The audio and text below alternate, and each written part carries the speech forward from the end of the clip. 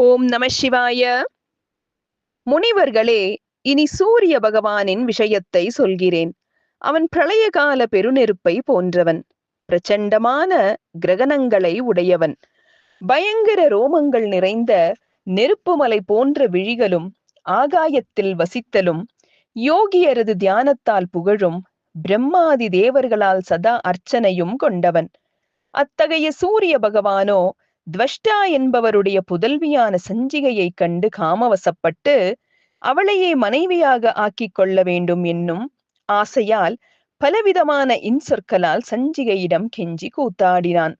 ஆனால் சஞ்சிகையோ சூரியனின் உருவத்தை உற்று நோக்கி, நீ தீக்ஷண்யமான தேகம் உடையவன், ஆகையால் உன்னோடு கூடி சங்கமிக்க எனக்கு சக்தியில்லை என்றாள்.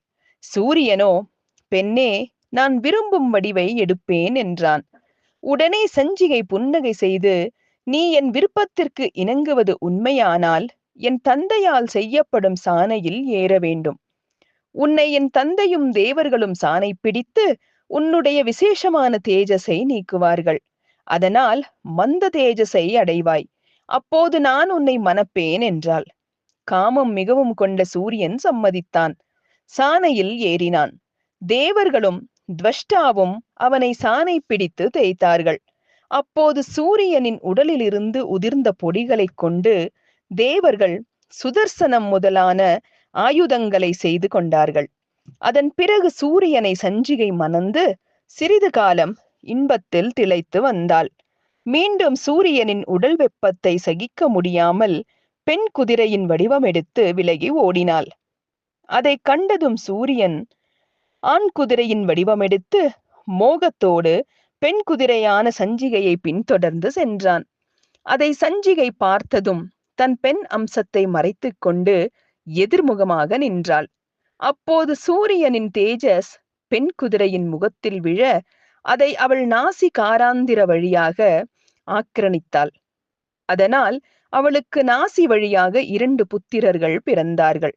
அவர்களே தேவ வைத்தியர்களான அஸ்வினி தேவர்கள். பிறகு சில காலம் சென்றதும் சஞ்சிகை வைவஸ்வதமனு, யமன், யமுனை ஆகியவர்களை பெற்றெடுத்தாள். பின்னரும் சூரியனது உடல் சூட்டை தாங்க முடியாமல் தன் சாயையை தந்திரமாக நிறுத்தினாள்.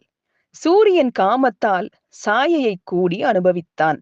அதனால் சாவர்ணி, மனு, சனி என்பவர்களையும் பத்திரை என்ற பெண்ணையும் சாயாதேவி பெற்றெடுத்தாள்.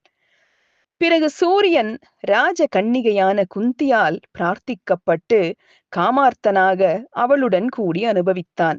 அதன் விளைவாக கவச குண்டலங்களுடன் கூடிய ஒரு புத்திரன் கர்ணன் பிறந்தான். அப்புத்திரனை கன்னி தாயான குந்தியிடமே விட்டுவிட்டு சூரியன் போய்விட்டான். ஓம் நம சிவாய.